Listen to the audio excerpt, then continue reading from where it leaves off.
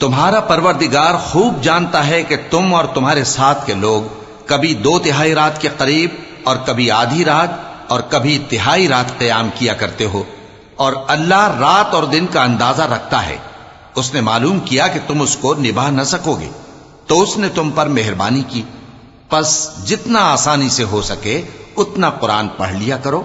उसने जाना कि तुम में बाज बीमार भी होंगे और बाज अल्लाह के फजल यानी माश की तलाश में मुल्क में सफर करेंगे और बाज अल्लाह की राह में लड़ेंगे।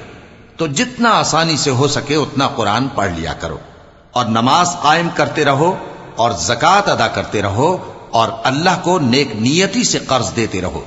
और जो अमल नेक तुम अपने लिए आगे भेजोगे उसको अल्लाह के यहां बेहतर और सिले में बहुत अजीम पाओगे। और अल्लाह से बख्शिश मांगते रहो, बेशक अल्लाह बख्शने वाला है, मेहरबान है।